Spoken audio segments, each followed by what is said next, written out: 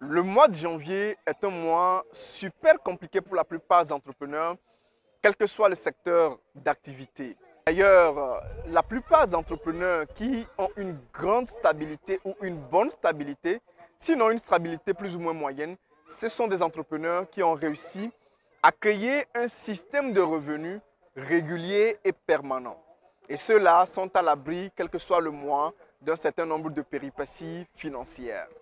En 2023, selon les statistiques de notre cabinet Zircon Supply, pour la plupart des entreprises que nous avons accompagnées, nous nous sommes rendus compte que les entrepreneurs qui avaient une meilleure stabilité financière et psychologique étaient les entrepreneurs qui respectaient deux conditions. La première condition, ou qui était dans deux cas. Alors le premier cas, ce sont des entrepreneurs qui avaient plus de deux sources de revenus ou de deux projets rentables. Le deuxième cas, c'était des entrepreneurs qui avaient tout au moins un emploi en plus de leur projet entrepreneurial. Prenons les entrepreneurs qui ont un emploi. Les entrepreneurs qui ont un emploi disposent de deux avantages substantiels. Le premier avantage, c'est que sachant que l'entrepreneuriat est un endroit, est un secteur, est un domaine où l'investissement, le financement, le capital est une équation majeure à résoudre par l'ensemble des entrepreneurs, un salaire, quand vous êtes employé, peut rapidement régler cette question. Même avec un CDD de 2 ans, vous êtes capable d'avoir un excellent prêt avec la garantie justement de votre employeur ou de votre contrat et investir dans votre projet. Ce qui vous éviterait le tralala, les complications des banques, etc., etc. Et si vous êtes entrepreneur, vous savez combien lever du fonds, avoir des financements auprès des microfinances, des structures financières peut être vraiment assez compliqué, même quand vous avez des garanties de terrain, titres fonciers, etc. On connaît le blablabla. Le deuxième avantage quand vous êtes un entrepreneur et salarié, c'est que vos fins de mois sont beaucoup moins stressants. D'accord? Parce que je connais beaucoup d'entrepreneurs, qui investissent littéralement lors des fins de mois dans leur projet entrepreneurial avec leur salaire. C'est-à-dire qu'ils closent leur fin de mois entrepreneurial avec les fonds de leur salaire littéralement, ce qui est une très bonne chose parce que cela peut leur accorder un bon coup de pouce.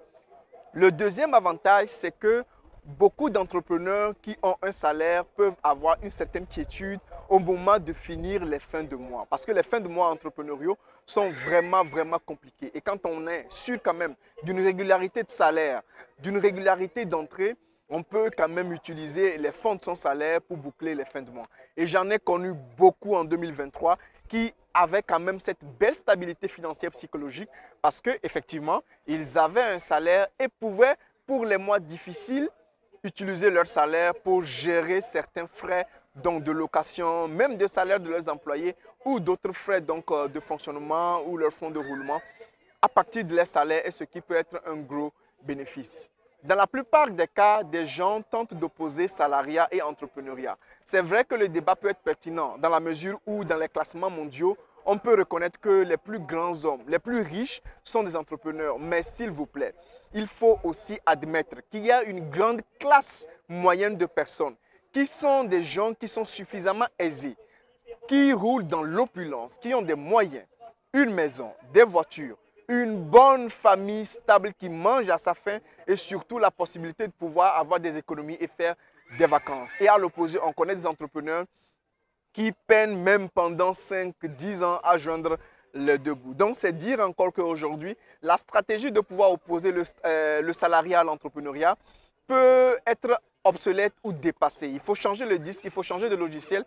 Je pense plutôt pour ma part que c'est une très bonne combinaison qu'on peut faire. On doit aller vers des systèmes mixtes, salariat, entrepreneuriat, où même un entrepreneur peut encore s'amener à trouver un emploi dans le but de pouvoir régler la question du financement au travail de son emploi. Et je pense qu'un entrepreneur ayant des compétences multisectorielles, polyvalentes, peut quand même s'obtenir un emploi à temps partiel, que ce soit en matinée ou en soirée, ou même en consulting, un emploi qui lui permet d'avoir des revenus. Et comme on l'a dit, la plupart des entrepreneurs qui sont assez stables, c'est ceux-là qui ont au moins 2 projets rentables de sources de revenus. Et quand nous disons projets rentables, ce sont des projets qui ramènent de l'argent au moins le mois. Ce sont des projets donc qui rapportent du cash régulièrement et permanemment. Donc si vous êtes un entrepreneur, ne vous sentez pas frustré à un moment d'aller chercher du boulot si ça ne va pas.